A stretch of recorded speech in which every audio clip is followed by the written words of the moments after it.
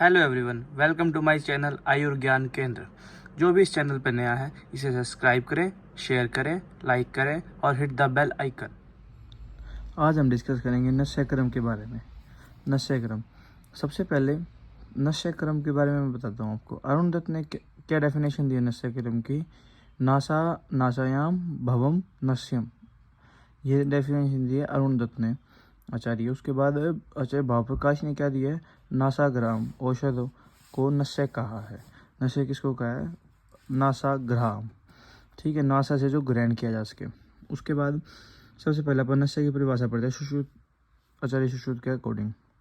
अब औषधम औषध सिद्ध स्नेहो व नासिकाभ्याम दीयते इति नस्यम।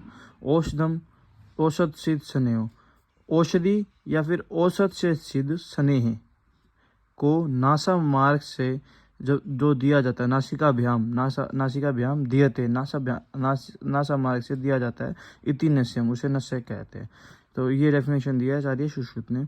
औषधम औषध सिद्ध स्नेहो व नासिकाभ्याम दीयते इति नस्यम, ये डेफिनेशन दी है नस्य की आचार्य सुश्रुत ने।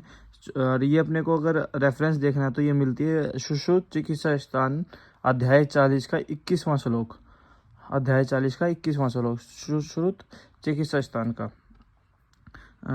उसके बाद अष्टांग हृदय की जो डेफिनेशन है, उद्रजतु विकारेषु विशेष अनस्य अमीशते नासा ही शीर्षो द्वारम तेन तद्वाप्यम हंति तान। मतलब नासा सिर का द्वार है, इस द्वार से दी गई औषध नासा रंध्रों में प्रविष्ट होकर संपूर्ण शरीर में व्याप्त हो जाती है। कि क्या है, जो नाक से जो नासा मार्ग है उससे जो औषध दी जाती है वो पूरे शरीर के अंदर प्रविष्ट हो जाती है नासा रंध्रों के द्वारा। उसके बाद उदर जत्रुगत रोगों में विशेष रूप से लाभदायक होती है। ये बताइए अष्टांग हृदय ने नस्य की डेफिनेशन। उसके बाद आचार्य चरक के अनुसार नस्य के प्रयोग से शिरस्थ विकृत कफ द्रव्य जब नासा मार्ग से स्रवित हो जाता है तो शिर गौरव, शिरशूल, पीनस, दुष्प्रतिशय, अर्धाभेदक, अपस्मार, मूर्छा में सद्य लाभ होता है। इससे क्या होता है? लाभ होता है। किन किन रोगों में लाभ होता है? दुष्प्रतिशय, शिरशूल, शिर गौरव मतलब भारीपन सिर का, दुष्प्रतिशय, अर्धाभेदक जो आधे शरीर में भेदने के समान पीड़ा होती है उसके अंदर, अपस्मार, मूर्छा में, इनके अंदर क्या होता है? सद्य लाभ होता है। इसके बाद अब आप पढ़ेंगे इसके पर्याय, नस्य के पर्याय क्या होता है? शिरोविरेचन, मूर्ध विरेचन, नस्तयक्रम, शिरोविरेके, नावन और नस्य, ये सारे क्या है? नस्य के पर्याय हैं। अब हम डिस्कस कर रहे हैं कि नस्य जो क्रम है उसकी महत्वता क्या है, कि उसकी यूटिलिटी और उसकी इंपॉर्टेंस, प्रयोजन और महत्वता। सबसे पहले बहुयामी कार्य क्षमता का यहाँ पे मतलब है कि नस्य क्रम स्नेहन करता है, मतलब क्या कार्य करता है। नस्य कर्म किस किस प्रकार का हो सकता है? स्नेहन हो सकता है, जैसे शोधन कर सकता है, विरेचन कर सकता है, स्तंभन कर सकता है, तर्पण कर सकता है, शमन कर सकता है, आकर्षण कर सकता है, वृंगण कर सकता है, संज्ञा प्रबोधन आदि कार्य इसके द्वारा किए जा सकते हैं।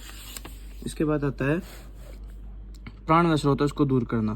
प्राण व स्रोतों के अंदर जो होता है, प्राण व स्रोतों के अंदर जब कफ रुक जाता है प्राण व स्रोतों के अंदर, तो उसको वो द्रवित करके नासा द्वार से बाहर निकाल देता है, जिससे वो अवरुद्ध दूर हो जाता है। और सिर का जो रक्त वैक्रिया है, रक्त समन है, मतलब कि ब्लड सप्लाई है, वो तेज हो जाती है और प्राण व स्रोतों का अवरोध जो है वो दूर हो जाता है। एक ही इसका कार्य है नस्य का। कफ मल आदि के निष्कासन में उपयोगी है, कफ और मल के निष्कासन में उपयोगी। नस्य देने से नासागत संकोच दूर हो जाता है और श्वास नलिका के संकोच भी विस्फारक प्रभाव पड़ता है, जिससे कफ निष्कासित होकर श्वास अवरोध को दूर कर देता है। जो श्वास अवरोध है वो दूर हो जाता है कफ और मल के निष्कासन के बाद। उसके बाद उदर जत्रुगत रोगों में, ये अपन ने पहले ही पढ़ा था कि नस्य क्रम उदर जत्रुगत रोगों के अंदर सभी के अंदर उपयोगी होता है, कि जैसे कि नेत्र के रोग, कर्ण के रोग, नासिका के रोग, बालों का झड़ना हो गया, सफ़ेद होना हो गया, पीनस हो गया, अर्धाभेदक हो गया, मन्यस्तंभ हो गया, शिरशूल हो गया, अर्धित होगा, अनुग्रह होगा आदि, ये सभी रोगों के अंदर ये काम करता है। वात आदि रोग शामक, वात आदि रोगों को भी शामक का काम करता है, जैसे कि अभाव, ग्रीवास्तंभ आदि सारी वात व्याधियाँ होगी। कफज रोगों में लाभदायक है, सभी कफज रोगों के अंदर ये लाभदायक है। तथा विंगण, शमन और शोधन, ये तीनों कार्यों को करने में सक्षम है। विंगण भी कर सकता है नस्य, शमन भी कर सकता है और शोधन भी कर सकता है।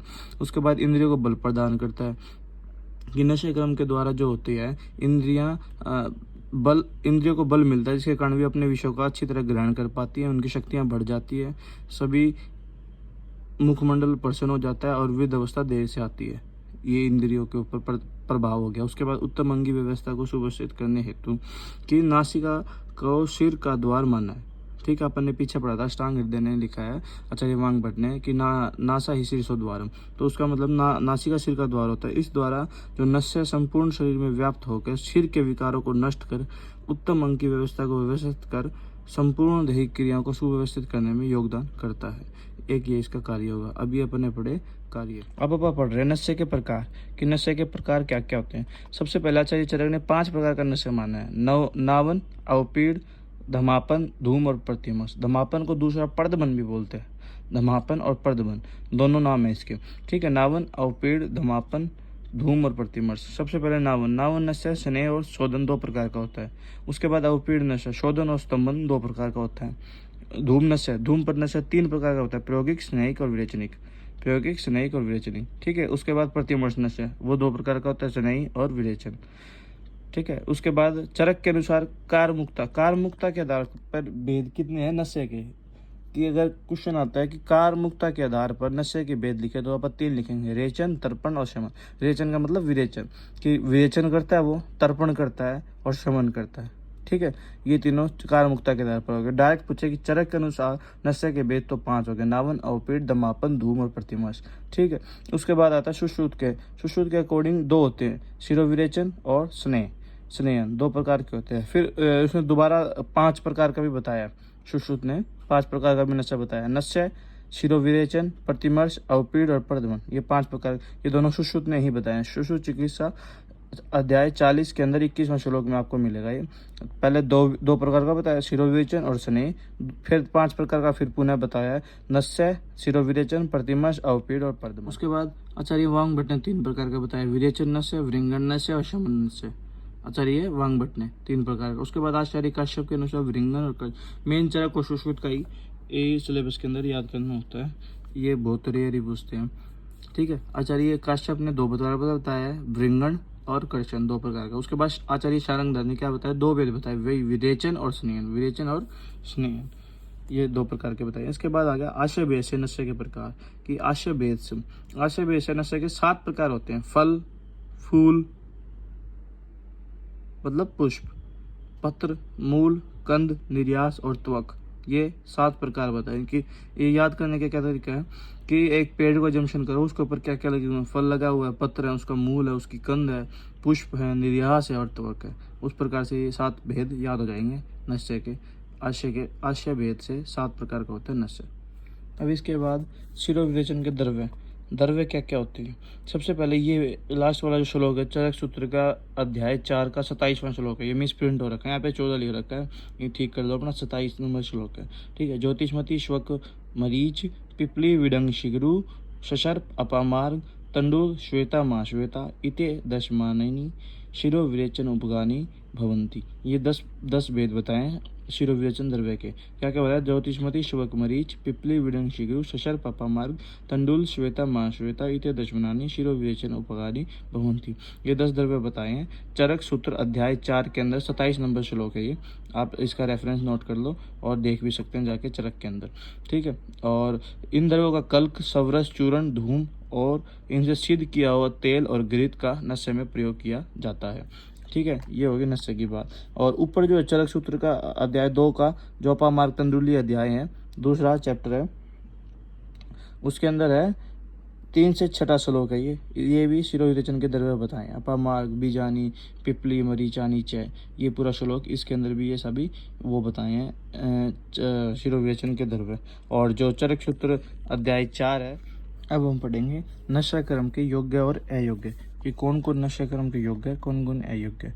सबसे पहले हम पढ़ रहे अयोग्य, किन किन को ऊपर नशा कर्म नहीं देना चाहिए। अजीर्णी हो, भुक्त भक्तम हो, घर से पीड़ित हो, पित्त मद हो, पित्त स्नेह, नव प्रतिशाय, मूर्छित, मत, वैवाह क्लांत, नवजवरी हो, पित्तोय हो, व्यायाम क्लांत, विरिक, शीर्षनाथ, वृद्ध हो, अनुवासित हो, शीर्षनानेच्छु, बाल हो, बच्चा हो मतलब, रक्त स्रावित होता हो, शर्मात हो, थका हुआ हो, क्रोध हो, कासग्रस्त हो, क्षुधार्त हो, गर्भिणी हो, वेग अवरोधित हो, श्वासग्रस्त हो, तृष्णार्त हो, शस्त्र या दंड क्लांत हो, शोक से पीड़ित हो, अकाल हो और दुर्दिन। दुर्दिन मतलब बादल हो, वायुमंडल में आकाश में बादल छाए हो, तो इनको आप नशे कर्म नहीं देते, ये अयोग्य है। उसके बाद आ जाते हैं योग्य। योग्य के अंदर क्या क्या आएगा कि शिरो रोग सभी के अंदर, दंत रोग हो गया, गलग्रह, मन्य स्तंभ, हनुग्रह, पीन मतलब उद्ध चतुर्गत रोग सभी आ जाएंगे। हनुग्रह, पीन, गल शुंडिका, गल शालुक, शुक्र, तिमिर, वर्तमगत, अंशूल, उपजीविका, अर्धाव भेदक, ग्रीवा, कंधा, अंश, मुख, नासिका, नेत्र और शिर, कपाल के रोग हो, अर्दित हो, अपतंत्रक हो, अपनातक हो, उसके बाद गलगंड, दंतशूल, दंतहर्ष, दंतचल, ये तीनों रोगों के अंदर अक्षी में राजी में उत्पन्न होना, और अर्बुद, स्वर भेद, वाग्रह, इन सभी रोगों के अंदर आप पंचकर्म करा सकते और नशे करा सकते हैं।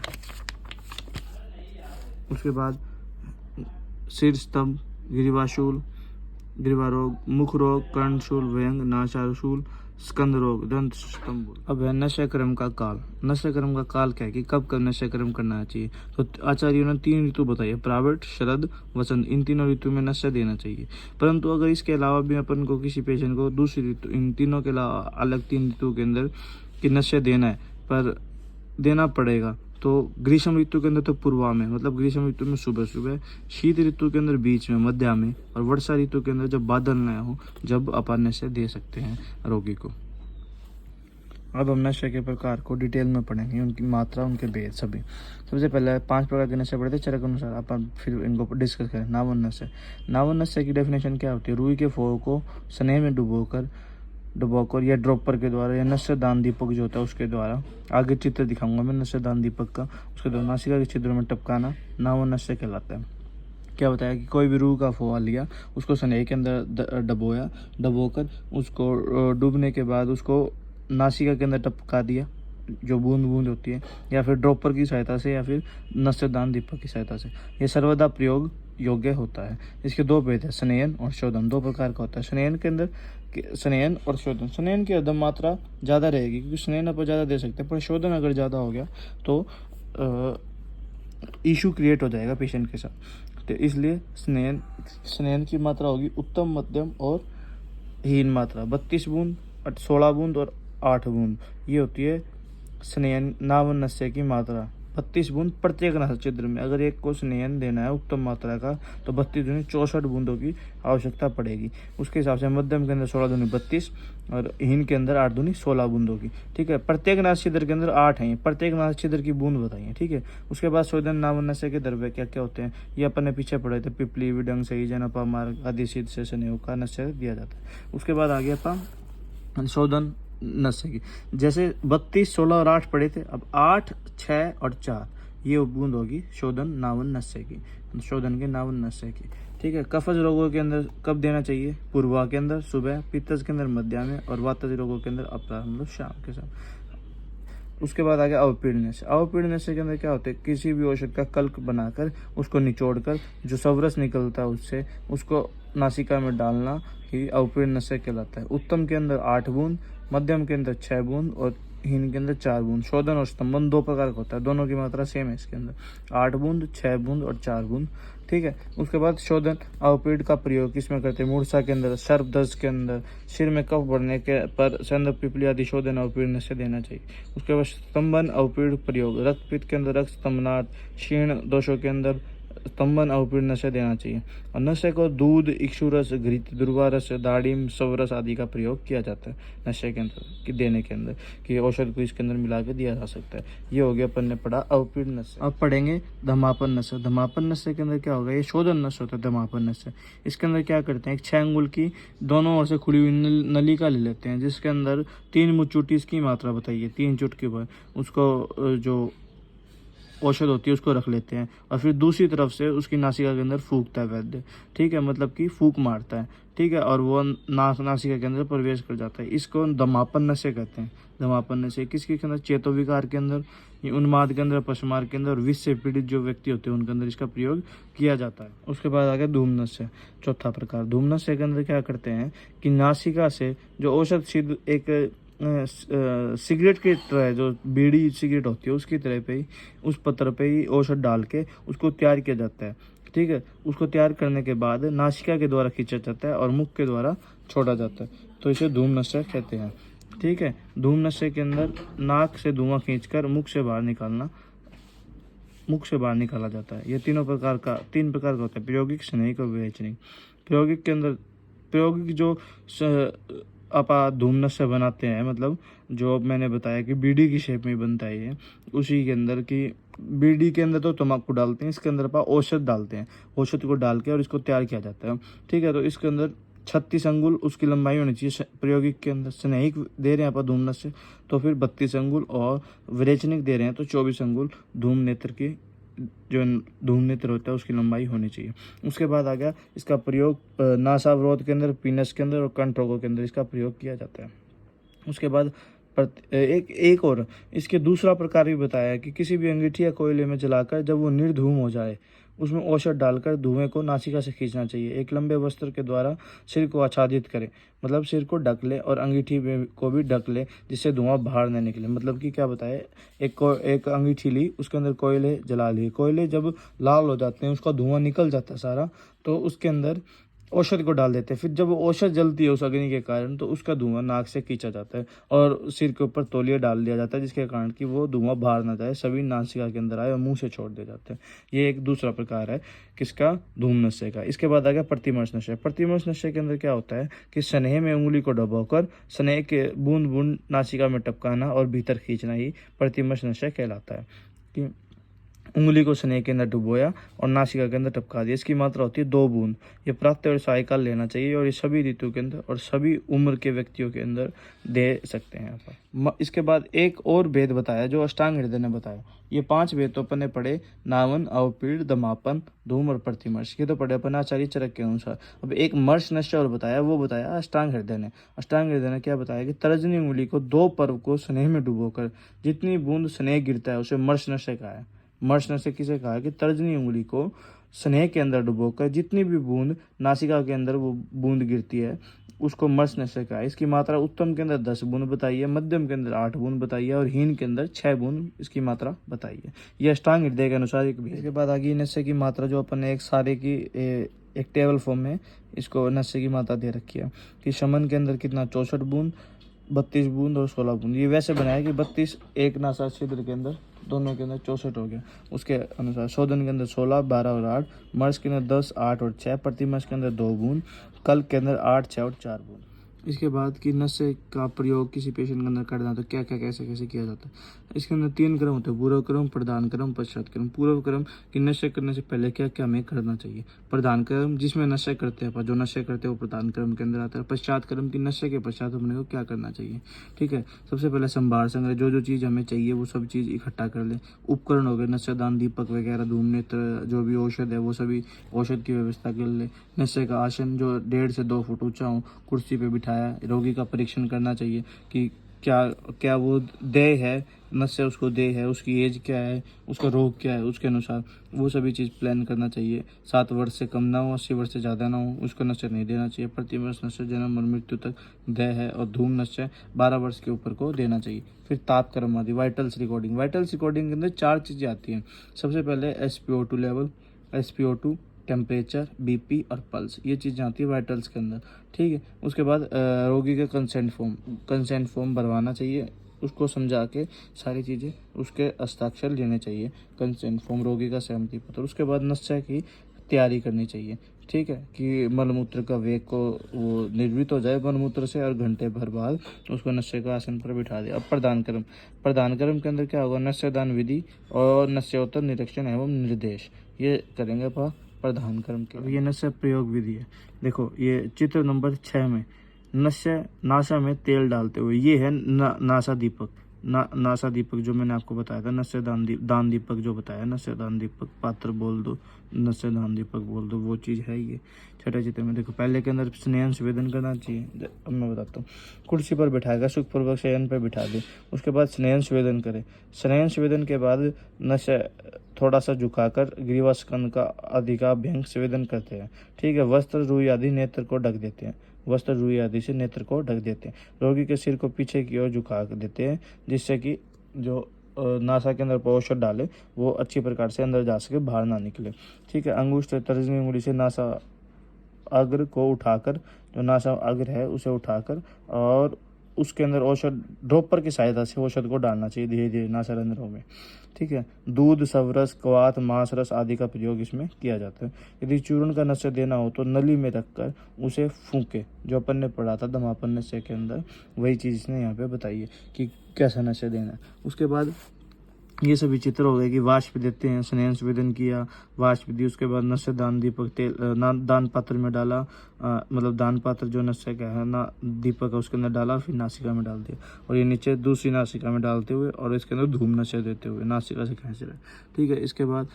इसके बाद आ गया नशे के निरीक्षण एवं निर्देश कि नशे देने के बाद रोगी हिले डुले नहीं, हंसना नहीं है, भाषण नहीं करना और आदि को नहीं करना। नशे औषध को निगलना नहीं चाहिए। अगर नासिका से औषध ले रहे हैं और मुख में आ जाए तो उसे थूक देना चाहिए बाहर, मुंह के अंदर नहीं लेके जाना चाहिए, मतलब उसको निगलना नहीं चाहिए। नशे क्रम से निकलते हुए कफ आदि की मात्रा के और नशे प्रारूपक पत्रक पर अंकित करते रहें कि कितने कफ आदि की मात्रा नशे देने के बाद निकली, उस सब चीज़ों को लिखे। सम्यक हीन अति योग के लक्षण का निरीक्षण करते रहें। पश्चात क्रम के अंदर क्या करेंगे, नशे दान में तत्काल करणीय क्रम, धूमपान, कवल और गंडूश, भोजन आदि की व्यवस्था। तत्कालीन क्रम कि क्या रोगी को 100 अंक गिनने तक या 2 मिनट तक उत्तान लिटाए रखा है, उसके बाद पाद, तल एवं मन्या को मृदु मर्दन करके रोगी के गले, कपोल और ललाट पर ताप स्वेद करते हैं। ताप स्वेद के बाद क्या करते हैं, सुकोष्ण जल से मुख का प्रक्षालन करते हैं। ठीक है। उसके बाद धूमपान कराते हैं और कवल गंडूश दान कराते हैं। आहार व्यवस्था की हार लघु होना चाहिए। नशे के पश्चात में पेया, रोटी, मूंग की दाल और परावर, ये सभी चीज़ हल्की चीज़ जो लघु आहार हो, जो आसानी से पच जाए, वो देना चाहिए। अब सम्यक योग, अयोग और तियोग के लक्षण कि नशा अच्छी तरह हो गया, अपने को कैसे पता चलेगा, शरीर में हल्कापन का हो जाएगा, नींद ठीक से आएगी, समय पर खुलेगी, मतलब कि एक प्रॉपर नींद मेंटेन होगी। उसके बाद इंद्रियां और मन प्रसन्न रहेगा, सिर में हल्कापन हो जाएगा, स्रोतों की शुद्धि हो जाएगी। ये हो गए नशे के सम्यक योग।